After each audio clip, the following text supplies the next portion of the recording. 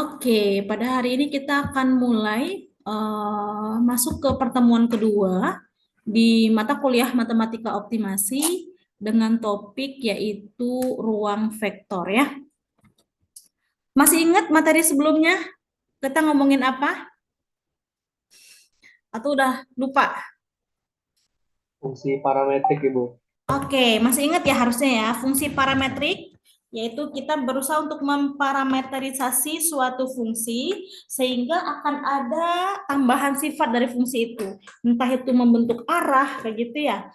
Kemudian memudahkan kita juga dalam membuat gambar suatu fungsi tanpa mengetahui fungsi kartesiannya, gitu ya. Mendefinisikan suatu fungsi tanpa harus tahu fungsi dari kartesiannya tadi.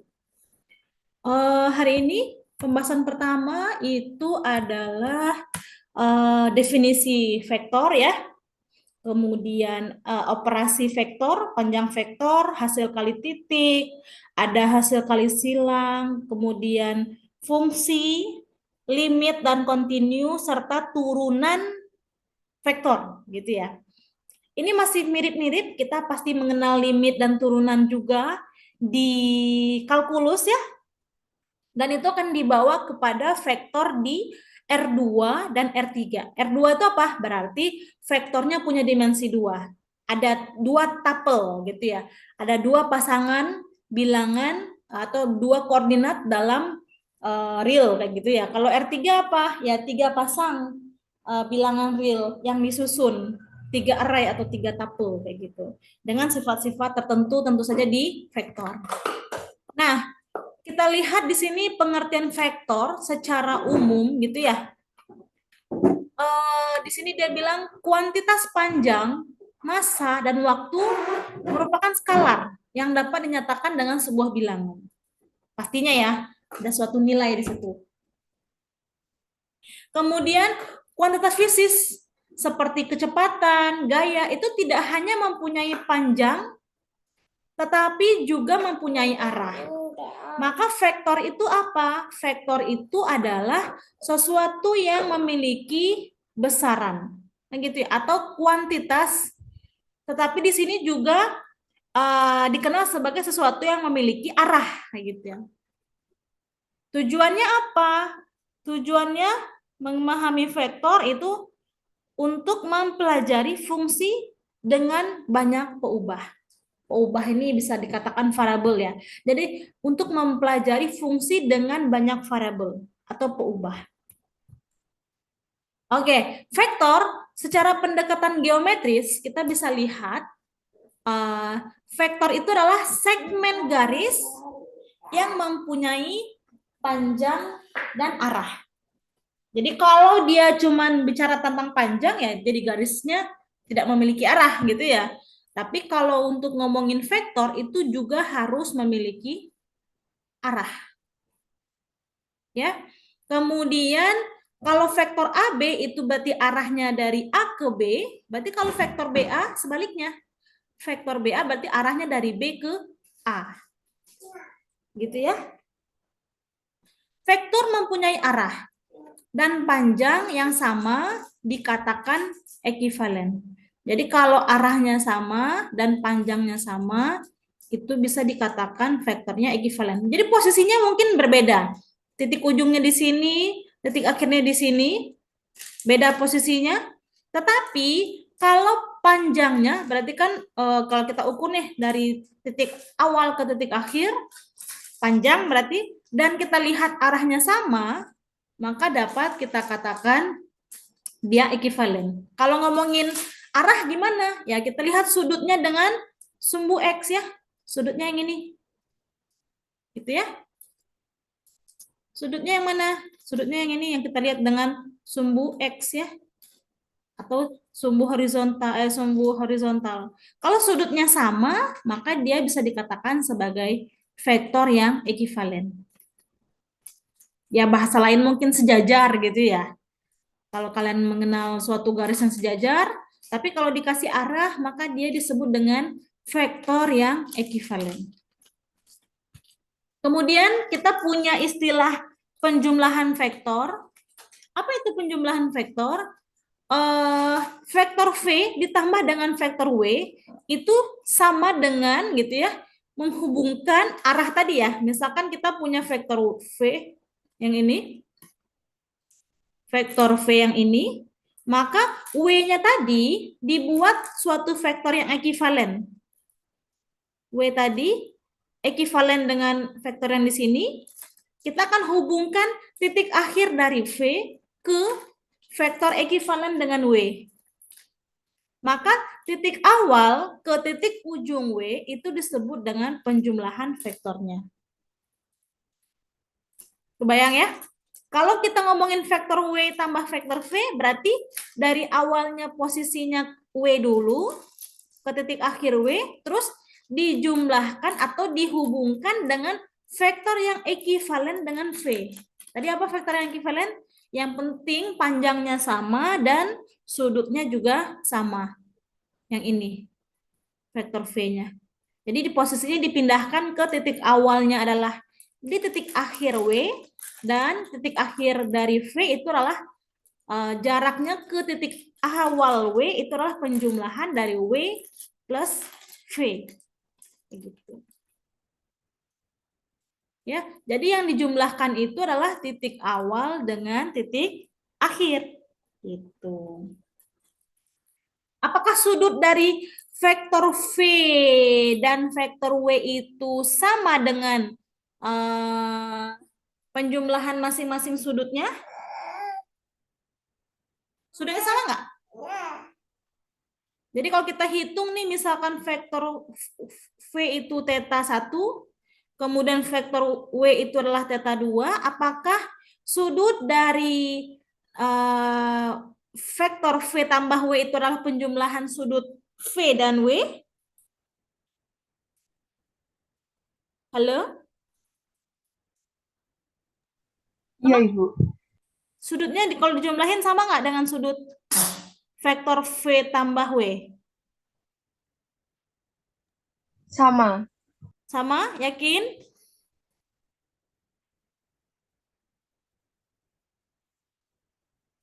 Yakin? Nah, yakin kira-kira? Pasti sama? Jawabannya enggak. Kalau kita lihat contohnya adalah kita bisa bayangin kalau misalkan vektor V-nya adalah suatu misalkan suatu garis yang horizontal, misalkan vektornya dengan sudut 0, kemudian vektor W-nya adalah sudut yang tadi hitungannya sudutnya dengan horizontal ya, sudutnya 90 derajat, kalau dijumlahkan maka kita punya V ditambah W itu sudutnya justru yang ini kan. Kalau dijumlahkan sudut V dan sudut W harusnya kan 90 derajat. Tapi ternyata tidak memenuhi. Ya. Berarti tidak menjamin sudut yang terbentuk dari vektor V ditambah W itu adalah penjumlahan dari dua sudut vektor V ditambah dengan sudut vektor W. Itu tidak ada jaminan. Apakah panjang masing-masing V dan W itu bisa dijumlahkan itu sama dengan panjang V tambah W? Enggak juga ya. Jadi kalau kita lihat panjang vektor V yang ini dengan panjang vektor W, pastinya ketika dijumlahkan panjang masing-masing itu pasti lebih panjang daripada panjang vektor V tambah W. Ya, karena kita bisa lihat V, kalau kita melihat sisi segitiga, sisi miring, sisi terjauh itu pasti akan lebih kecil dari penjumlahan dua sudut sisi yang lain untuk segitiga. Ya, jadi kita nggak bisa mengidentifikasi hal itu mengenai sudut dan panjangnya. Kemudian kita juga punya definisi ketika kita menjumlahkan vektor dengan suatu vektor dengan vektor 0. Maka vektor V ditambah dengan vektor 0 itu sama dengan V sendiri. Karena 0 itu dianggap sebagai tadi identitas penjumlahan gitu ya. Kemudian kita punya definisi juga adanya vektor V, maka ada vektor minus V. Apa itu vektor minus V? Vektor V yang berlawanan arah, gitu ya. Kalau ada kita punya di sini misalkan V-nya. Yang mana nih misalnya? Perhatikan bahwa kita punya vektor V yang ini, kemudian kita punya vektor W yang ini. Berarti kalau kita lihat posisinya harusnya ini menjadi dari titik awal ini menjadi minus W ditambah V gitu ya. Titik awalnya ini, titik akhirnya ini gitu kan. Jadi kan sebenarnya ini minus W ditambah V. Boleh di komutatif ya. Boleh dibalik. Posisinya menjadi V dikurang W. Ya, sama dengan minus W ditambah V. Karena apa? Karena arahnya ke sini kan tadi. Arahnya ke sini. Gitu. Perhatikan arahnya. Ya. Sampai di sini masih gampang ya untuk diterima atau ada yang bingung? Secara geometris ini, vektor secara geometris bisa diterima? Bisa, Ibu. Oke. Kita juga punya istilah perkalian vektor. Tapi perkalian vektor ini bukan antar vektor ya, tapi perkalian vektor dengan skalar. Maka di sini kita punya, oh ini ada yang typo ini ya, harusnya perkalian ya. Perkalian. Ya. Perkalian vektor itu adalah ketika kita mengalikan vektor V dengan K, gitu ya, maka yang akan berubah adalah panjangnya saja. Ketika K-nya positif, maka arahnya tetap, tapi panjangnya K kali. Sementara kalau dia K-nya negatif, maka arahnya akan berubah, tapi tetap dengan panjang K kali. Jadi kalau dikali setengah, berarti panjang vektornya berkurang setengahnya. Gitu kan? Kalau dikali 2, maka panjang vektornya menjadi 2 kali lipat.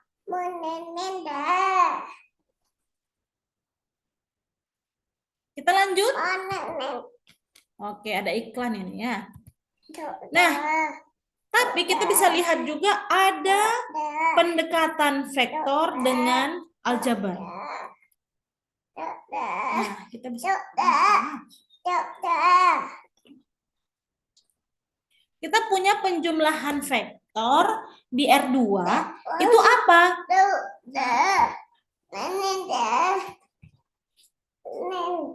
Penjumlahan vektor itu adalah kalau kita bekerja di vektor R2, maka penjumlahan vektor itu adalah penjumlahan masing-masing koordinatnya. Jadi di koordinat pertama, ya katakanlah jadi koordinat pertamanya adalah V1 dan V2. Ya, nah ini. V1 dan V2, koordinat di W itu adalah koordinat pertamanya adalah W1 dan koordinat keduanya adalah W2, maka penjumlahan dari vektor V ditambah W adalah penjumlahan masing-masing posisi koordinatnya. Ini masih gampang ya. Ini masih simple ya harusnya ya, bisa diterima ya. Tentu saja ini juga akan berlaku ketika kita ngomongin di R3. R3 berarti ada nambah nih, di sini ada V3 gitu kan. Di sini juga ada W3. Berarti di sini juga ada komanya V3 ditambah W3. Kalau dia di R3. Gitu ya. Maka makna secara aljabar juga sama persis tadi. Si V-nya. Kan tadi V itu punya X-nya ini, Y-nya ini gitu kan. Kemudian si W-nya, W1-nya ini, W2-nya ini, maka dijumlahkan posisi si V1, ya ini kan si W1 nih. Si W1 tuh dipindahkan ke posisi di sini. Gitu kan? Jadi si V1 ditambah dengan si W1. Ya. Kemudian kita juga punya si V2 yang tadinya di sini kita pindahkan ke posisi ke sini. Makanya W2 ditambah V2. Posisinya jadi di sini. Maka kalau kita lihat koordinat dari penjumlahannya, posisinya persis di sini. Ya, secara geometris tadi kan seolah-olah nih si vektor W itu berada di sini, gitu kan? Itu kalau geometris bilangnya vektor W-nya pindah ke sini, yang vektor yang ekivalen, gitu kan? Tapi kalau secara aljabar digambarkan dengan penjumlahan masing-masing koordinatnya. Cukup jelas? Jelas kira-kira? Jelas ya? Jelas Ibu. Jelas, Ibu. Oke. Begitu juga dengan perkalian vektor dengan skalar. K kali V itu adalah K kali masing-masing koordinat di dalam vektor V. Jadi si V1 ya, kita punya V1 di sini, si V1-nya di sini dikali K kali, maka dia di sini posisinya. Ya tergantung nilai K-nya ya. Kalau K-nya besar dari 1, otomatis V1-nya akan semakin, nilai K V1 nilainya akan makin besar gitu ya. Gitu. Nah, secara geometri dan secara aljabar itu bentuknya jadi cocok. Cocok ya harusnya ya. Kita coba lihat lagi vektor di R2. Nah, ya kita gabungkan sekarang ya. Bentukan visualnya dan juga aljabarnya gitu ya. Misal kita punya V di min 21 dan vektor W di 1,3, maka kalau dijumlahkan, kita jumlahkan masing-masing, kita kali 2 masing-masing, kita kurangi jadi masing-masing dikurangi juga. Bahkan kalau V kurang W dan W kurang V itu bedanya di mana? Bedanya cuma dikasih minusnya doang ya. Jadi kita bisa katakan V dikurang W itu adalah minus dari W dikurang V, kan gitu ya.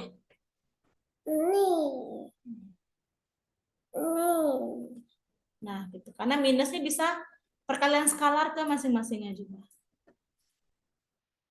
Gitu ya. Masih gampang kira-kira? Gampang ya. Gambarnya juga divisualkan masih bisa gampang. Kemudian kita punya apa ini? Kita punya vektor P1, kita punya vektor P2, suatu titik di bidang.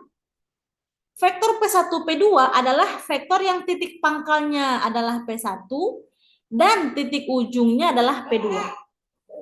Ya, kalau ngomongin vektor itu ada titik awal, ada titik akhir. Tapi kalau kita ngomongin titik itu hanyalah berupa titik ya. Jadi harus hati-hati. Oh, P1 dan P2 itu adalah titik. Ya. Kemudian P1, P2 adalah vektor. Gitu ya. Cuman titik ini bisa dikatakan sebagai vektor dengan melihat jarak dari titik itu terhadap originnya. Apa itu origin atau titik asal?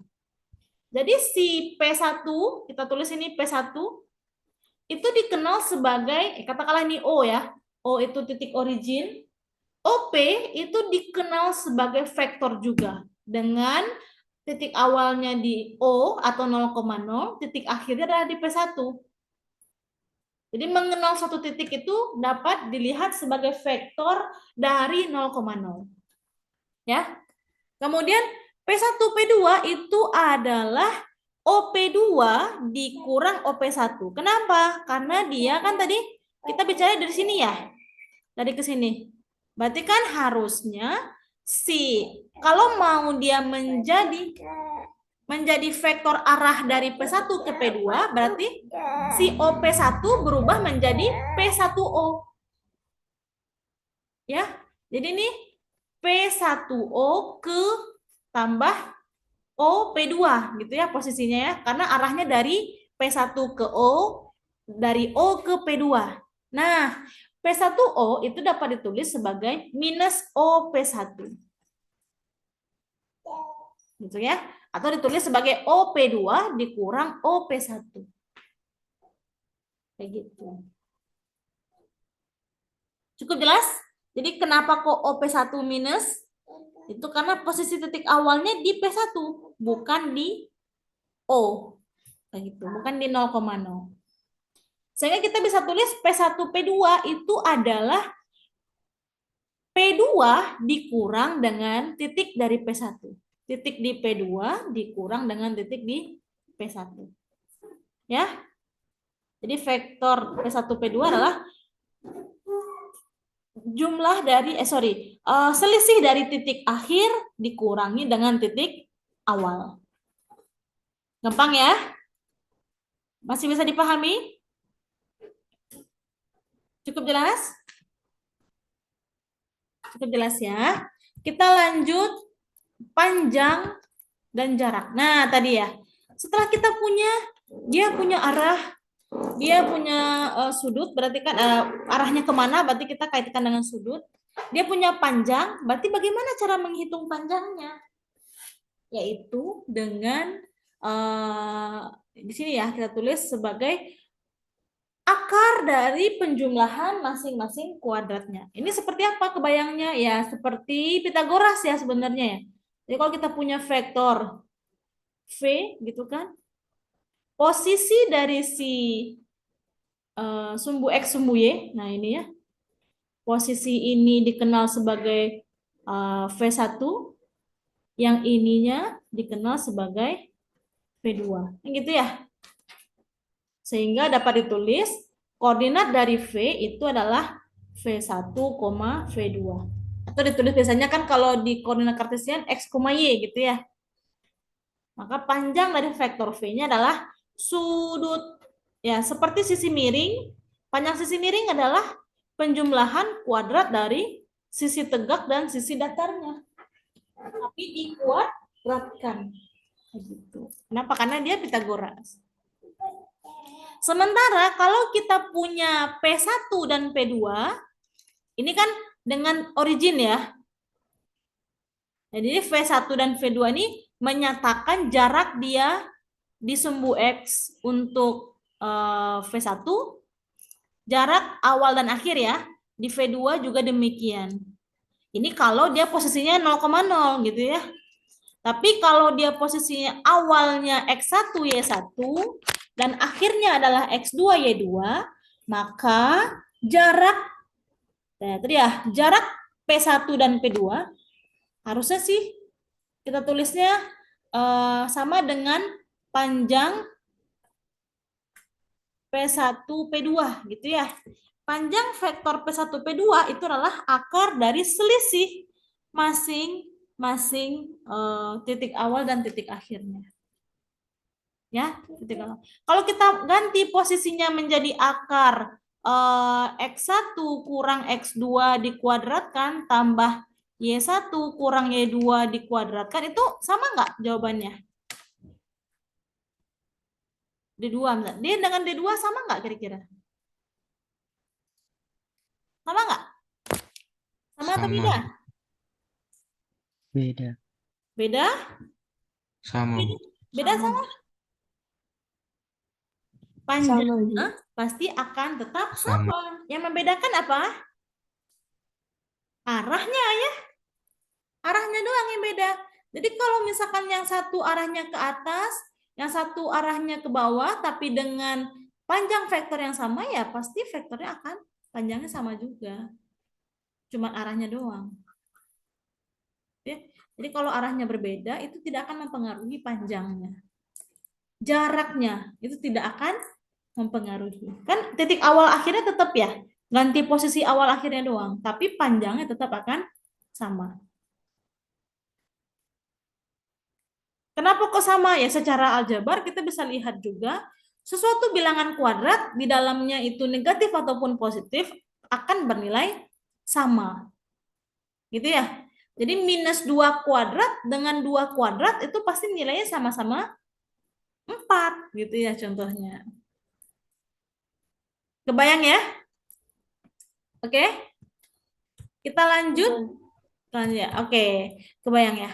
Persis tadi yang aku bilang, untuk di vektor R3, kita juga akan memperoleh, tadi ya, kalau V di R3, itu berarti dia ada 3 barisan bilangan, W-nya juga gitu, koordinatnya ada 3, W1, W2, W3, maka ekivalen itu jika dan hanya jika dia sama. V1, V1-nya sama, V2, W2-nya sama, V3-nya, W3-nya sama.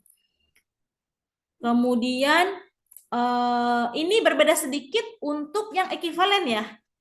Kalau di R2 ekivalen itu yang penting panjangnya sama dan arahnya sama. Tapi kalau di R3 dikatakan ekivalen kalau masing-masing dari koordinatnya itu persis sama. Gitu ya, persis sama. Kemudian kita punya penjumlahannya adalah penjumlahan masing-masing. Kemudian sama kayak tadi ya, perkalian skalarnya juga dikalikan ke dalam setiap elemennya masing-masing. Seperti itu ya. Sama kayak tadi, P1, P2 berarti dari P1 ke P2. Ya. Berarti kita harus geraknya dari P1O ke OP2. Gitu ya harusnya ya. Jadi P1O itu ditulis sebagai minus dari O P1. Yang ini.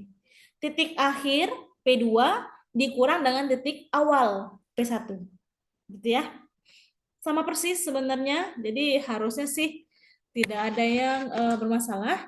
Termasuk panjang vektornya itu juga kita perluas sehingga panjangnya adalah kuadrat masing-masing komponennya tadi. Atau masing-masing koordinatnya tadi. Ya, jadi V itu adalah akar dari V1 kuadrat tambah V2 kuadrat tambah V3 kuadrat. Sama kalau kita ngomongin titik awal dan titik akhirnya itu di titik yang tadi ya, P1 dan P2 bukan ke 0, 0, 0, maka jaraknya atau panjangnya tadi sama juga dengan selisih masing-masing komponennya. Nah, ini harus hati-hati, X2 kurang X1 dikuadratkan, tambah Y2 kurang Y1 kuadrat, tambah Z2 kurang Z1 kuadrat. Apakah boleh dibalik? Boleh. Yang membedakannya hanyalah arah, tapi panjangnya akan tetap sama. Gitu ya. Hanya mirip tadi ya. Kita lanjut. Nah, ada sifat-sifat vektor di R2 dan juga R3. Sifatnya apa saja? Di sini kita bisa lihat sifat komutatif. Kenapa? Karena tadi ya seperti yang kita lihat penjumlahan vektor U ditambah V itu sama dengan vektor V ditambah vektor U gitu ya. Ini kalau misalkan ini U, ini V, maka sama dengan vektor V ditambah vektor U gitu ya. Panjangnya akan sama. Bertemunya akan sama. Kemudian sifat asosiatif ya. U tambah V dulu baru dijumlahkan dengan W itu akan sama dengan U ditambah dengan V tambah W dulu. Jadi mana yang mau didulukan itu sebenarnya nggak masalah. Jadi kalau kita punya misalkan vektor U-nya di sini, terus ini U, kemudian vektor V-nya di sini, kemudian vektor W-nya di sini, gitu ya.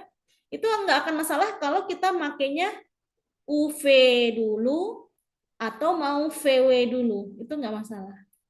Nilainya akan tetap ekivalen. Kemudian kita juga punya sifat unsur identitas penjumlahan. 0. 0 itu yang mana? Kalau di R2 itu 0 itu sama dengan 0,0. Biasanya sih vektor kita kasih tanda panah ya supaya bisa membedakan dengan skalar. Kalau di R3 kita punya vektor 0 itu adalah 0 semua. 3 kali. Gitu kan? Kemudian kita juga punya vektor minus U, itu adalah vektor yang arahnya kebalikan dari vektor U, gitu ya. Ketika dijumlahkan, maka dia akan sama dengan vektor 0. Jadi dia akan bolak-balik aja. Misalkan ini vektor U, terus kita akan balik lagi ke vektor minus U. Ya, posisinya akan kembali dari awalnya posisi pertama, kembali ke posisi awal. Makanya panjang vektornya jadi 0, kayak gitu ya. Sama tadi perkalian dari skalarnya itu boleh bersifat asosiatif ya untuk perkaliannya. Jadi boleh K dikali LU dulu atau KL dikali U. Ini mungkin apa distributif perkalian begitu ya. Kemudian juga di sini bisa lihat distributif terhadap skalarnya. Jadi si K-nya boleh masuk dulu ke U untuk masing-masing. Begitu juga dengan penjumlahan skalar dulu baru dikasih vektor gitu ya, dikalikan dengan vektor itu sama dengan masing-masing skalarnya dikali dulu dengan vektor baru dijumlahkan. Kemudian kita punya perkalian skalar yang dengan satu itu sama dengan vektor U. Jadi bentuk penulisannya kalau ada satu itu sebenarnya kalau nggak ditulis juga nggak apa-apa. Itu sudah menjadi apa namanya ya pemakluman gitu ya. Satu itu nggak perlu dituliskan. Gitu. Kemudian kita apalagi nih punya istilah vektor basis R2 dan R3. Apa itu vektor basis? Vektor basis itu adalah vektor yang berada di dalam R2 misalkan ya, vektor-vektor yang bisa dijadikan sebagai kombinasi linear dari suatu vektor. Misalnya kita punya U1, U2. Itu dapat ditulis sebagai kombinasi linear suatu vektor I ditambah dengan suatu vektor J. Apa itu yang I? Itu adalah 1, 0 dan J-nya adalah 0, 1. Jadi kita bisa katakan vektor IJ ini sebagai vektor basis. Vektor basis.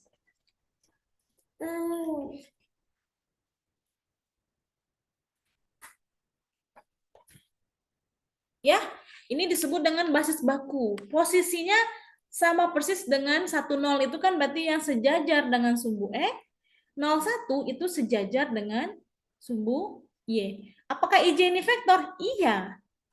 Lagi-lagi vektor ke titik 01 itu adalah vektor yang terhubung dengan titik asal ya, 0,0. Gitu. Sama persis, kita juga punya vektor basis atau vektor baku di R3. Itu bentuknya juga sama. Posisi I itu adalah untuk 1, 0, 0. Sama halnya dengan kalau divisualkan itu di sumbu X. 0, 1, 0 itu jika divisualkan seperti di sumbu Y. Dan K001 itu juga dapat divisualkan sebagai suatu vektor di sumbu Z. Kayak gitu. Karena kan X, Y, Z ya sebenarnya ini bentukannya. Jadi setiap vektor U itu dapat ditulis sebagai kombinasi linear dari vektor basisnya. Nah, di sini untuk khususnya adalah basis baku. Ada yang mau tanyakan sampai sejauh ini? Nggak ada? Wah, cepet banget ya waktu berlalu. Ada yang mau tanyakan sejauh ini? Mau bertanya, Bu. Iya. Itu satuannya tuh harus satu ya, Bu? Maksudnya satuannya harus satu gimana? Eh, yang disebut vektor basis itu dia panjangnya Oh, tuh semuanya harus satu. ininya. Iya. Oke, pertanyaannya apakah yang satu? Enggak. Tapi ini dinamakan sebagai vektor basis baku. Vektor baku ya. Bukan vektor basis ya harusnya ya. Basis baku ya. Atau disebut dengan basis standar. Vektor basis standar gitu. Kalau kita mau bilang misalkan I-nya kita tulis sebagai 2,0,0, kemudian J-nya kita tulis sebagai 0,1,0, K-nya kita tulis sebagai 0,0,2, itu bisa ya. Sehingga kita punya bentuk U1, U2, U3 itu dapat ditulis sebagai U1 per 2 dari I gitu kan. Ditambah U2J, ditambah U3 per 2 dari K gitu kan. Supaya dia persis nilainya U3. Kan gitu ya di bagian ketiga. Ini juga sebenarnya basis. Cuman dia tidak basis baku. Ya. Jadi si posisi bentuk lainnya sebenarnya bisa, tapi dia tidak basis baku namanya. Kalau baku itu berarti kan sesuatu yang dinamakan ya, sesuatu yang disepakati gitu ya. Tapi kalau bentuk yang lain selain ini boleh, itu juga basis. Tapi dia bukan basis baku. Ya, basis itu adalah sesuatu vektor sembarang dapat ditulis sebagai kombinasi linearnya. Gitu kan? Berarti sebenarnya kita buat yang lain, misalkan kita buat 1,1,0, 0,1,1 dan 1,0,1, ini bisa membentuk basis ya. Kenapa? Karena bisa ditulis sebagai kombinasi linear dari sembarang vektor. Tapi dia bukan basis baku. Gitu aja. Bedanya itu. Apakah dia basis baku atau tidak? Kalau basis baku itu hanya di 100, 010, dan 001. Kalau di R2, 10 dan 01. Cukup jelas? Jelas? Kira-kira? Sudah, Bu. Terima kasih. Oke. Kita lihat ini arahnya kemana vektor basis ini. Arahnya adalah, oke, mungkin tidak ada arah khusus ya. Kita akan lihat di sini bicara tentang hasil kali titik ya. Apa itu hasil kali titik? Hasil kali titik adalah perkalian dari masing-masing koordinat, ya. Tapi nanti dijumlahkan dengan perkalian koordinat-koordinat yang lain. Jadi si U1 kali V1, tapi nanti dijumlahkan dengan U2, V2.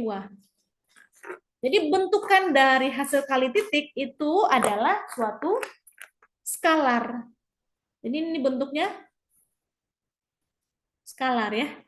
Jadi bukan dalam bentuk vektor lagi, tapi melainkan skalar. Kenapa? Karena U1 skalar, V1 skalar, ditambah U2 skalar, V2 skalar.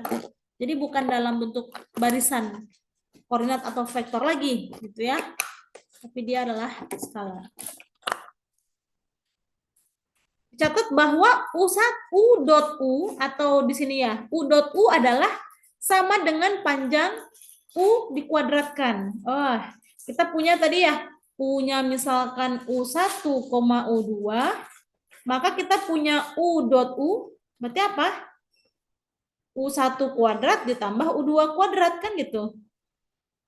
Sementara kita punya panjang U, itu adalah akarnya gitu ya. Maka kalau kita lihat panjang U dikuadratkan, berarti kan akarnya hilang. Jadi ini sama dengan panjang U dikuadratkan. Ini mungkin lebih bagusnya kita kasih tanda panah ya untuk vektor. Kalau di tulisan ketik sebenarnya kita kasih bold gitu ya, supaya membedakan mana yang elemennya, komponennya, mana yang vektornya. Tapi kalau tulisan tangan kan susah ya buat di bold. Nanti kita cukup berikan tanda atas gitu ya, garis atau panah gitu. Hasil kali titik. Jadi sebagai contoh kita punya 24 didotkan dengan 3-1, berarti kita kalikan masing-masing komponen posisinya yang sama, dijumlahkan dengan 4 kali -1. Kayak gitu ya. Sama persis ini juga gitu. Komponen kedua dan komponen ketiganya saling-saling dijumlahkan, dikalikan, terus masing-masing komponen hasil perkalian itu juga dijumlahkan. Bentuk lain dari vektor itu juga ditulis tadi ya. IJK itu tadi apa? Ingat?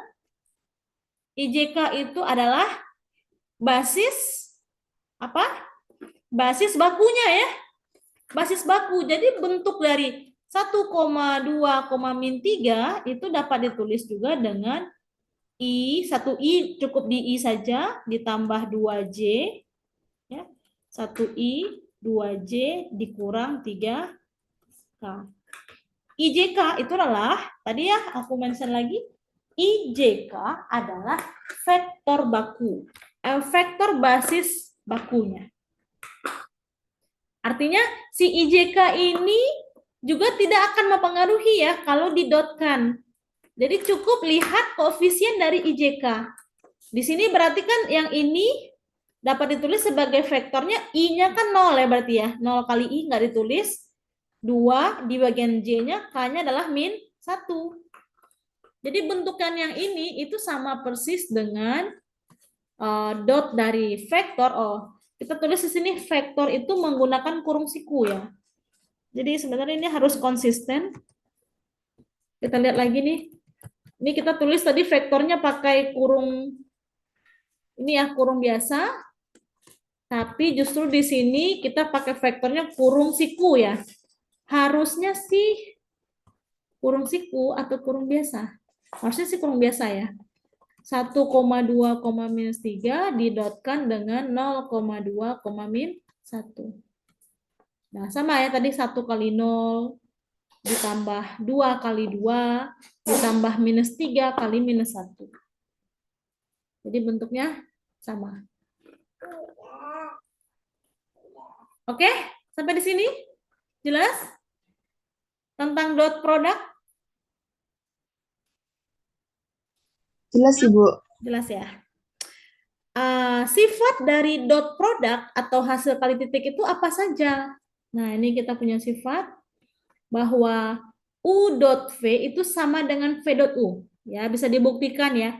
Kita misalkan punya U1, U2 didotkan dengan V1, V2 itu sama dengan U1 V1 ditambah U2 V2. Yang ini perkalian dari skalar itu sebenarnya bersifat komutatif. Jadi kita bisa tulis V1 U1 ditambah V2 U2. Yang ini sama dengan V1, V2 didotkan dengan U1, V U2. Nah, itu ya. Jadi kita punya U dot V sama dengan V dot U, gitu ya. U dot V sama dengan ini sama dengan V dot U. Gitu ya. Sama persis sebenarnya nomor 2. U dot dengan penjumlahan dua vektor itu sama dengan didotkan terlebih dahulu masing-masing baru dijumlahkan. Itu sama. Jadi istilahnya mungkin di sini dua operasinya kan jadi dot dan penjumlahan ya. Kalau yang sebelumnya kita melihat perkalian skalar dengan penjumlahan kan gitu kan, penjumlahan vektor. Nah, ini. Jadi dia bisa dipisahkan ya. Bagian kurung V tambah W itu bisa dipisahkan untuk masing-masing dotnya. Terus kita juga lihat C untuk ke U itu sama dengan C-nya dikeluarkan. Kira-kira sama nggak ini dengan U dot CV? Sama nggak kira-kira?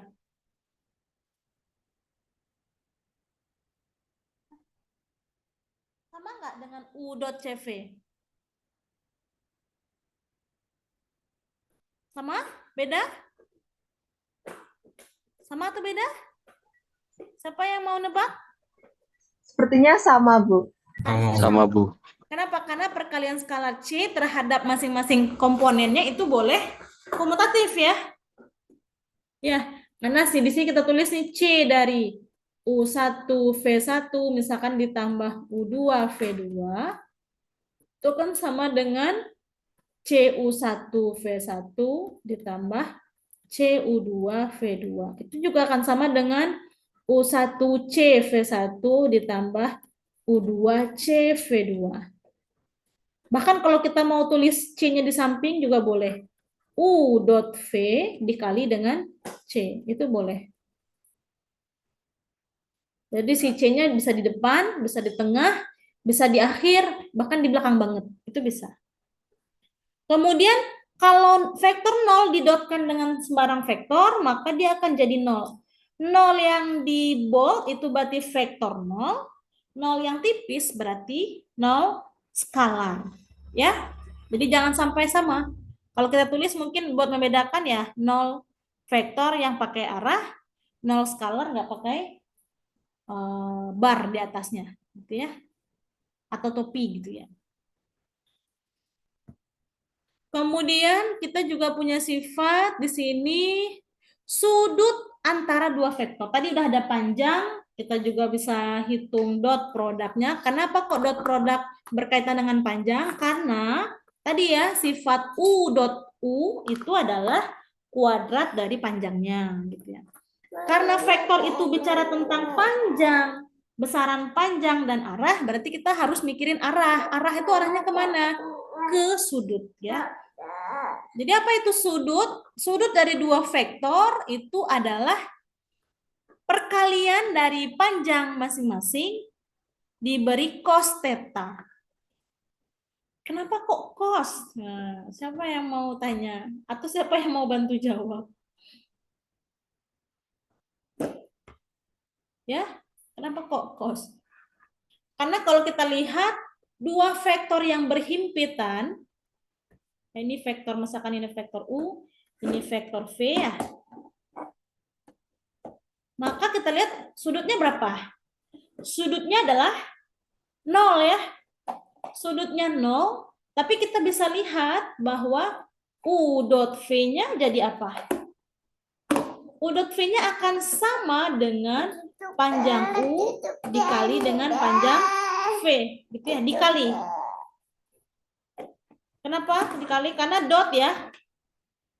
Artinya si sudut 0 itu akan menginisiasikan bahwa U dot V sama dengan panjang U kali panjang V. Berarti trigonometri yang tepat untuk melihat ini adalah cos. Kenapa? Karena cos 0 itu bernilai 1. Kalau kita lihat suatu vektor U, kemudian di sini vektor V gitu ya, yang tegak lurus, maka sudutnya berarti 90 derajat ya. Kalau sudutnya 90 derajat, pasti U dot V-nya sama dengan 0. U dot V, yang ini ya. Pasti akan sama dengan 0. Yang merepresentasikan nilai 90 derajat itu 0 ya. Yang lebih dekat adalah cos. Oke ya, mengingatnya sih sebenarnya gitu. Kenapa aku nggak kepikiran sin ya tadi? Karena nilainya tadi. Nah, contoh di sini kita punya vektor A, kita punya vektor B. Nah, ini tergantung bukunya ya. Kalau ada buku yang nulis vektornya dengan kurung siku, ada juga tadi di slide ini menggunakan kurung biasa ya. Jadi kalau kalian menggunakan kurung siku terus ya. Kalau mau pakai kurung biasa terus, jangan sampai bolak-balik gitu ya. Kita punya A dot B 2, kita punya sudutnya tinggal dihitung ya. A dot B-nya dapat, panjang A-nya dapat, panjang B-nya dapat. Ya udah. Tetanya apa ya? Cos inverse-nya. Gampang ya? Gampang nggak ini? Harusnya gampang. Kita cepet sedikit karena waktu terus berjalan. Ada soal latihan ini. Berarti ada 10 soal ya. Dari nomor 1 sampai nomor 10. Silahkan dicoba. Nomor 1 nih harusnya gampang. Which of the following expression are meaningful? Yang bermakna. Which are meaningless ya. Yang tidak bernilai gitu. Mana yang bernilai dan mana yang tidak bernilai. Silahkan dicoba kerjakan bagian nomor 2 sampai 10 sesuai dengan NIM belakang kalian. Berarti kalau ada NIM-nya 1 belakang berarti mengerjakan nomor 1. Kalau Hesti belakang NIM-nya adalah 4 berarti mengerjakan nomor 4 gitu ya. Kalau Hadian itu mengerjakan nomor 9 karena NIM belakangnya adalah 9. Begitu juga dengan Radityo ya. Kalau Radityo itu NIM-nya 0 belakangnya berarti dia mengerjakan nomor 0. Gitu ya. Cukup jelas? Kita kasih waktu pengerjaan 5 menit saja untuk masing-masing soal ini. Satu soal, satu orang saja. Oke? Ya? Baik, Ibu. Oke, 5 menit. Coba supaya nggak bosen melihat materi ini. Bentar, turunan ya, sampai turunan. Oke. Silakan dicoba dulu sebelum kita masuk ke materi berikutnya.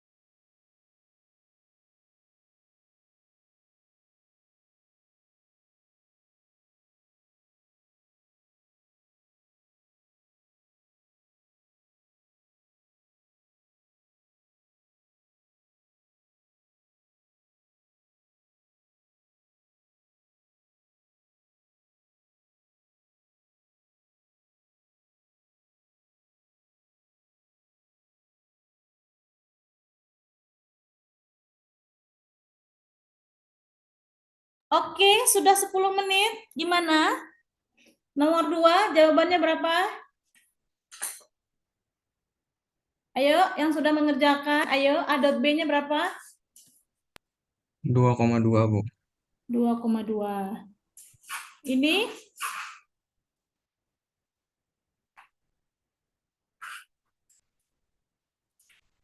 berapa? Nomor 3. Ayo, spontannya. Yang sudah mengerjakan.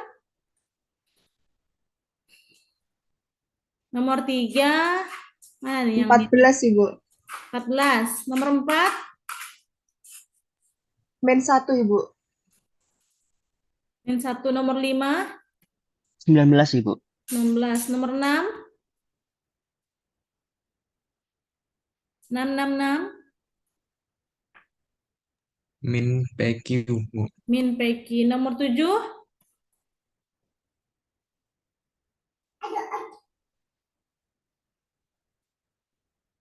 Ayo, nomor 7 siapa? 7. Siapa yang NIM-nya 7? Perlu dilihat satu-satu gitu. Ada yang NIM-nya 7? Itu nggak ngaku? Nggak ada? NIM 7? Nggak ada? Kita tulisnya kayak 2,1,0 ya. Didotkan dengan 1,-1,1 ya. Berarti kita punya 2 kurang 1, 1 ya harusnya ya. Nomor 8, 7, Bu. 7. Nomor 9, Minus 15, Bu. minus 15. Apa ini? Sudutnya 15 derajat maksudnya. Eh, bukan Ibu, kan nyarinya jawabnya A dikali B. Sudutnya kan digunakan untuk menghitung besar elevasi antara A dan B. Jadi hasilnya minus 15 Ibu. Oh, Sudutnya mengalikan oh, dengan oke, oke, kos. oke, oke. Minus 15 nih. Nilainya ya, didotkan ya tadi ya. A dot B itu adalah apa? A dikali B. Panjang A kali panjang B, cos gitu kan? Cos Iya. 2pi/3 gitu ya. Nomor 10 siapa? 3/3, Ibu. 3/3. Oke, ini jawabannya boleh dicek lagi sama teman-teman yang tidak mengerjakan soal yang kalian kerjakan hari ini, gitu ya. Apakah benar atau salah? Kita lanjut ke materi berikutnya, lumayan banyak ya ternyata. Ada hasil kali silang. Apa itu hasil kali silang? U cross V itu sama dengan determinan, seolah-olah kalau kita masukkan ini bagian vektor U-nya, U1, U2, U3 di baris kedua, baris ketiga adalah V1, V2, V3. Data saya yang pertama adalah IJK. Jadi U cross V seolah seperti apa ini? Determinan dari matrik ini. Nah, U cross V-nya bentuknya apa? U cross V bentuknya adalah vektor. Ini vektor komponen pertama, komponen kedua, dan komponen ke. Kenapa? Karena dia bentuknya jadi IJK.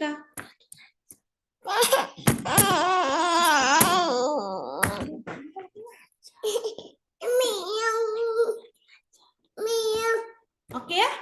Jadi ada vektor ini. Ada vektor IJK bentukannya sehingga dia dikenal sebagai vektor juga. Jadi ini ada iklan. Nah, kita juga punya sifat kalau dia cross product itu justru tadi ya, kalau dia tidak bersifat komutatif tapi kalau diputar dia akan ada minusnya di sini. Jadi U cross V adalah minus dari V cross U. Minta bunda yang hitam. Yang hitam minta bunda, ambilkan. Ya. Terus kita punya itu ambil itu. Oke, ada iklan sedikit.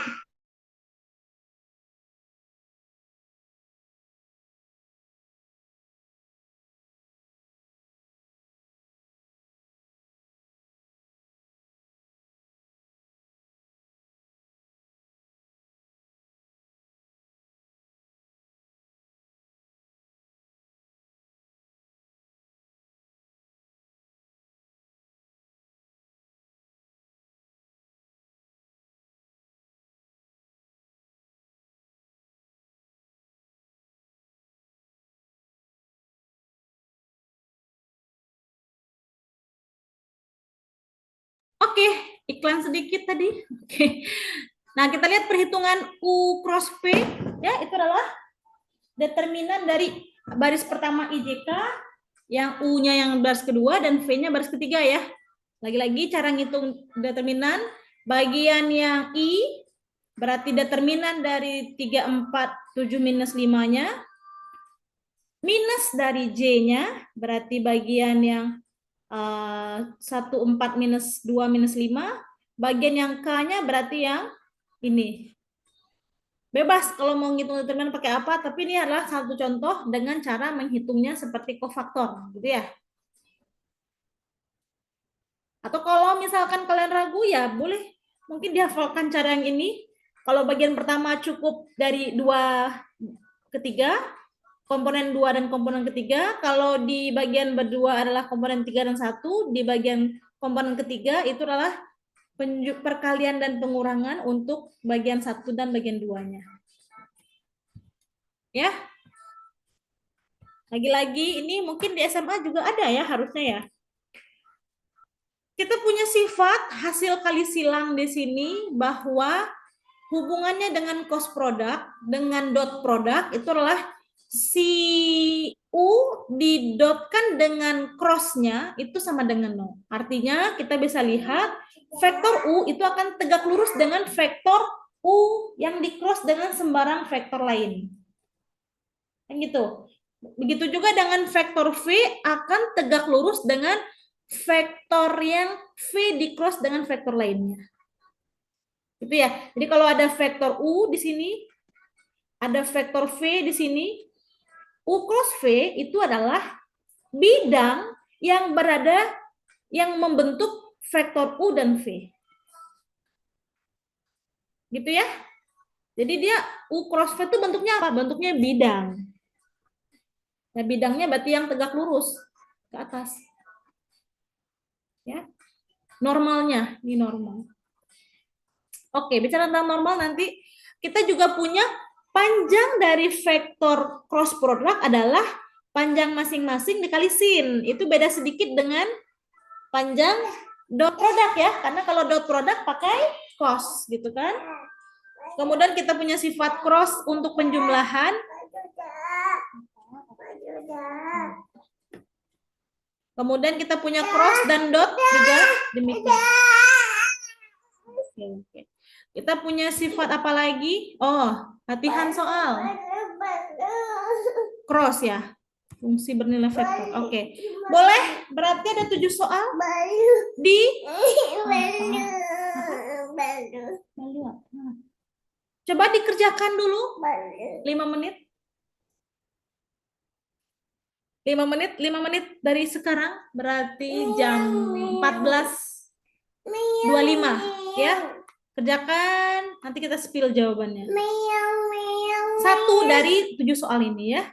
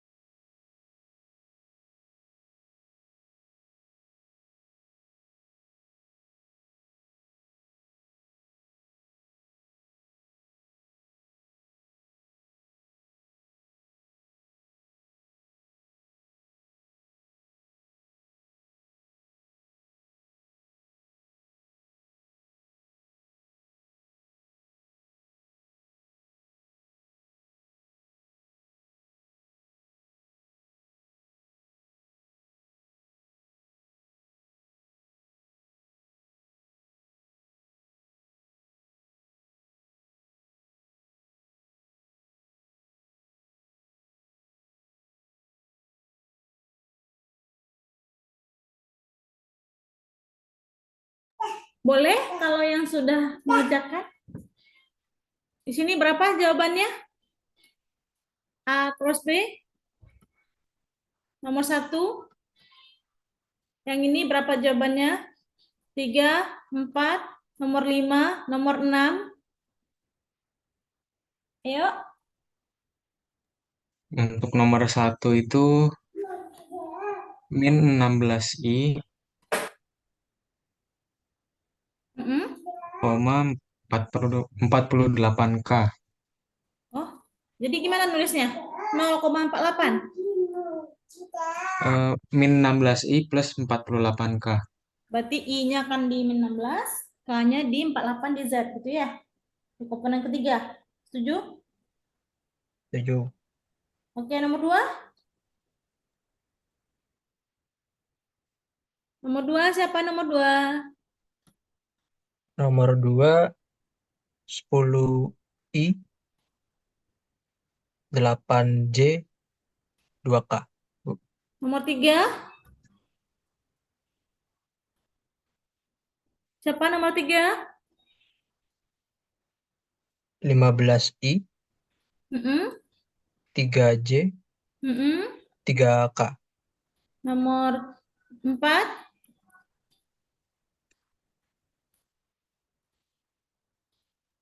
Min 3i, ya. min 14j Mm-mm. plus 2k.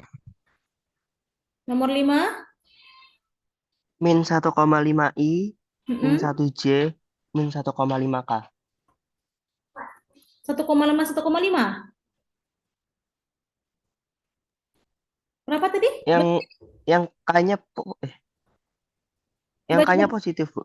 yang nomor yang J-nya Yang J-nya 1 bukan? berapa tadi? Berapa tadi? Karena terlalu cepat. Ini min 1,5, 1 dan 1,5. Gitu? Ya.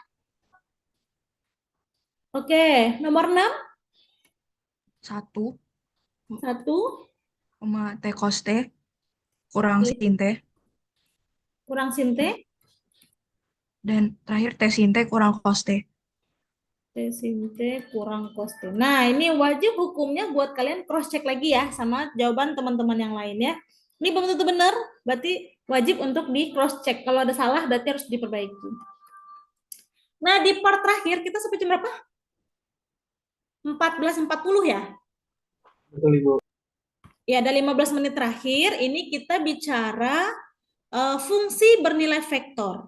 Jadi, suatu fungsi itu bedanya adalah isian vektornya adalah fungsi-fungsi lain gitu. Ini kan Ft berarti cos T dan sin T. Ini kan juga R2 ya tadi ya. Fungsi masing-masing isian komponen dari vektornya itu adalah fungsi-fungsi. Sehingga kalau kita bicara fungsi, itu apa? Ini mirip sekali dengan fungsi parameter kemarin ya. Ya enggak? Kalau di R2 berarti dia parameternya T, jadi Ft itulah cos T sin T. Ini mirip dengan lingkaran kan ini sebenarnya. X kuadrat ditambah Y kuadrat sama dengan 1 gitu ya. Mirip ya bentuknya. Tapi di sini ada parameter T. Kalau di R3 gimana? Berarti ada variabel X, Y, dan Z diparameterkan terhadap T di sini kan. Kebetulan ini fungsinya terhadap T, berarti parameternya T. Apakah boleh pakai parameter lain? Boleh gitu kan. Nah, sehingga kalau kita bicara fungsi itu akan nyambung dengan limit, turunan gitu ya. Nah, artinya apa? Limit dari suatu fungsi bernilai vektor adalah limit masing-masing komponen vektornya. Ya, jadi kalau kita punya Ft adalah Fti tambah GTJ, ditulisnya bentuk lainnya tadi ya, Ft itu adalah Ft, GT, berarti limit Ft adalah limit Ft kecil dan limit GT kecil. Gitu kan? Jadi limit masing-masing. Ya. Kemudian untuk F continue di C jika dan hanya jika F dan G continue di C. Berarti limit dari T ke C berarti seolah mengganti variabel T ke C. Syaratnya apa? Kalau dia continue ya. Jadi kalau dia nggak continue belum tentu gitu kan. Kemudian kita punya sifat, oh ya masih mirip ya. Tadi kita punya FT. Nih ada yang salah tulis kayaknya nih. Ini adalah FT ya. FT-nya adalah ini komponen pertama, komponen kedua, dan komponen ketiga ya. Kalau limit T menuju nolnya, ya dilimitkan masing-masing. Gitu aja ya. Tidak ada masalah harusnya ya. Kalau ngitung limit kan sudah dipelajari di semester lalu gitu ya. Jadi kita punya latihan soal ini ada 3 sampai nomor 6. Ini ada yang kepotong nulisnya, ini T ya harusnya. Ini adalah len gitu kan. Terus kita punya lagi, sebentar. Kita punya turunan.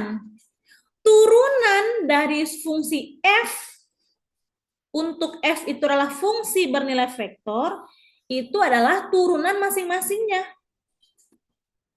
Ya, ini masing-masing. Jadi kalau kita punya F tadi adalah F T kecil, GT, gitu kan? Turunan F aksen T berarti masing-masing. F aksen T, G aksen T. Jadi nggak ada yang baru ya di sini ya. Hanya memberikan posisinya aja berubah gitu. Tapi maknanya sama. Sehingga kalau kita mau menghitung turunan RT, ya di sini, tinggal dihitung turunan masing-masingnya aja.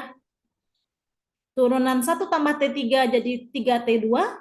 TE pangkat min T itu adalah 1 min TE pangkat min T. Ini adalah menggunakan prinsip U kali V ya. Sin 2T menjadi 2 cos 2T. Ya, jadi turunan masing-masingnya saja. Oke ya. Kemudian satu lagi apa? Ini masih turunan ya. Ini masih turunan. Tadi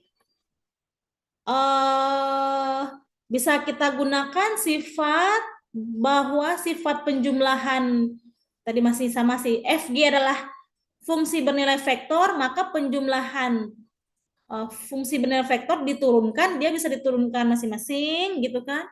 Kalau ada konstantanya bisa dikeluarkan. Ini sama persis dengan sifat turunan yang ada di semester lalu, kalkulus. Cuman kita ngomonginnya per komponen ya sekarang ya. Sifat turunan rantai, aturan rantai itu juga akan berlaku untuk setiap komponennya. Nah, paling yang bedanya apa? Yang bedanya itu di sifat dotnya. Turunan dari dot. Jadi turunan dari dotnya itu adalah turunan F dulu didotkan dengan G, ditambah dengan F didotkan dengan turunannya. Ya, perhatikan ini. Karena kita punya operasi di vektor menggunakan dot, itu sama dengan turunkan F dulu didotkan dengan G, ditambah dengan F didotkan dengan turunan G. Kemudian yang kedua ngomongin cross. Persis. Kalau F cross G diturunkan terhadap T, berarti turunan F dicrosskan dengan G, ditambah F dicrosskan dengan turunan G. Gitu ya. Jadi sama ya, mirip nggak sama perkalian U kali V. U kali V kan U aksen V ditambah V aksen U ya. Sama. Untuk di dot juga gitu. U dot V adalah U aksen dot V ditambah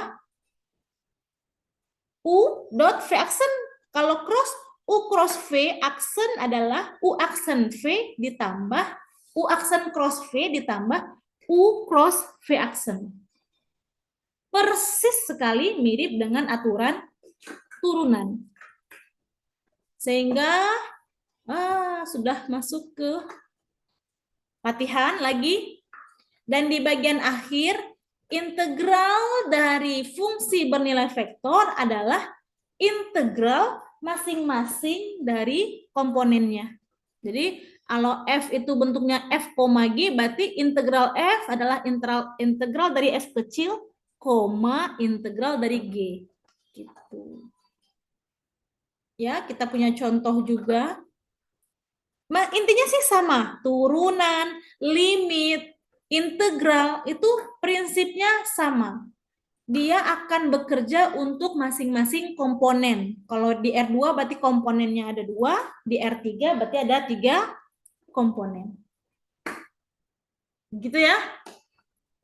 Lagi-lagi ada soal latihan, tinggal menghitung masing-masing komponennya. Nah, di sini ada quotes dari Bu Neni. Raihlah ilmu, dan untuk meraih ilmu, belajarlah untuk tenang dan sabar. Sampai di sini ada yang mau ditanyakan?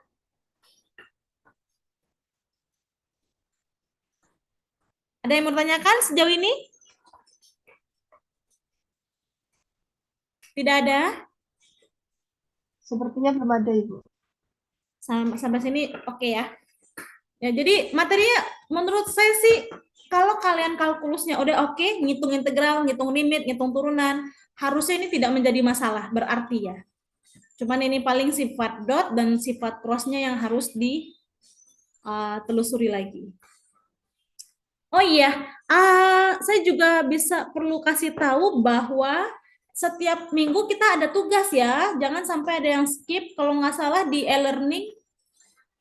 Oh iya, satu lagi koordinator kelasnya siapa? Udah datang, udah masuk?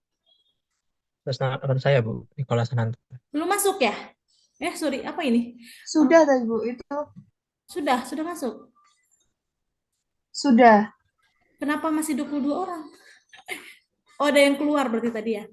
Iya. Saya selalu berikan kalian tugas itu di hari Minggu dan pengumpulannya biasanya Selasa.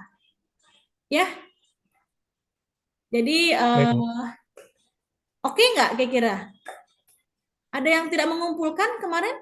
Mana nih ya? Saya mau lihat e-learning-nya. Ada yang tidak mengerjakan dan tidak mengumpulkan tugas satu? Ada? Ada nggak?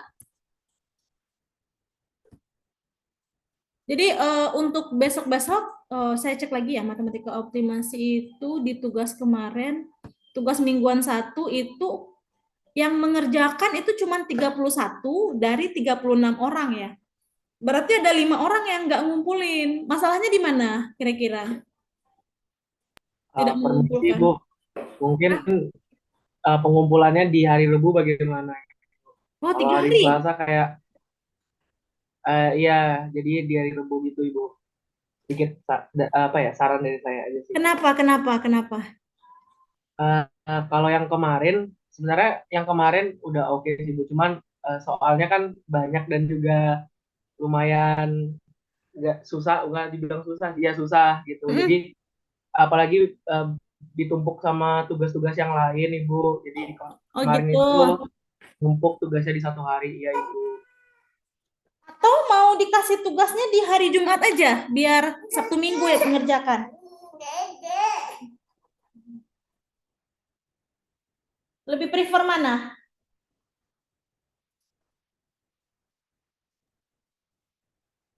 Jumat dikasih, misalkan habis kelas nih dikasih soal tugas, dikumpulkan sampai Jumat, Sabtu, Minggu. Hari Minggu gitu? Atau mau hari Minggu diumumkan, Selasa dikumpulin? Biar nggak numpuk nih sama tugas yang lain gitu maksudnya. Lebih prefer mana? Halo? Kalian mending yang mana? Kalau dari saya pribadi lebih prefer ke yang diberi tugas hari Jumat, Bu. Karena kan kita masih ingat materi yang disampaikan hari ini begitu, Bu. Jadi mungkin bisa langsung dikerjakan. Daripada kalau Minggu mungkin kebanyakan teman-teman tuh pada nggak sadar karena ya Udah bukan lupa gitu. Oh, ada kelasnya, ada tugas. iya, betul begitu, Bu. Oke, kalau gitu tugasnya kita kasih setiap hari Jumat aja ya, habis kelas ini ya. Diumumkan di e-learning. Oke? Baik, Ibu. Oke. Ada kesepakatan baru tadi yang perlu diingat lagi bahwa tugas akan diberikan setelah kelas supaya jadi lebih ingat dan materinya kan nggak terlalu jauh ya. Eh, Masih materi yang diberikan pada hari itu dan ditugaskan kayak gitu kan. Oke, kalau kayak gitu nanti aku kasih tugasnya setelah pertemuan ini. Apalagi ya, untuk ke depan-depannya mungkin akan seperti itu juga. Dan deadline-nya tadi 2 hari, seharusnya sih di kontrak katanya 1 hari. Cuman ya aku kasihlah 2 hari supaya lebih banyak soal dan lebih banyak juga yang dipelajari gitu ya. Oke, buat hari ini mungkin segitu dulu. Kira-kira ada yang bertanyakan? Atau ada presensi yang belum termasuk? Tadi siapa? Siang Ibu, saya ingin izin untuk presensi karena terlambat. Namanya siapa? Muhammad Rizky Ibu. Muhammad Rizky. Oke, ada lagi? Permisi Bu, saya juga terlambat untuk masuk kelas Oke, tadi Bu. Nicholas ya. Oke, tadi kemarin Iya. tuh aku ditanya-tanyain terus nih, siapa koordinator kelasnya gitu ya. Oh iya. Lupa gitu siapa ya kira-kira. Oke. Oke ya, kalau Terima kayak kasih gitu Bu. mungkin hari ini dicukupkan karena sudah 14.37 menuju 14.40. Sampai di sini ada yang bertanyakan? Tidak ada? Tidak ada, Ibu. Oke, jelas ya. Materinya nggak banyak, tapi sebenarnya sih peristiwanya yang banyak. Berarti butuh latihan aja. Butuh latihan dan harus tenang dan sabar ketika belajarnya, gitu ya, sesuai dengan Watson sini. Oke, kita tutup pertemuan hari ini. Mohon maaf apabila ada kesalahan. Assalamualaikum warahmatullahi wabarakatuh. Waalaikumsalam.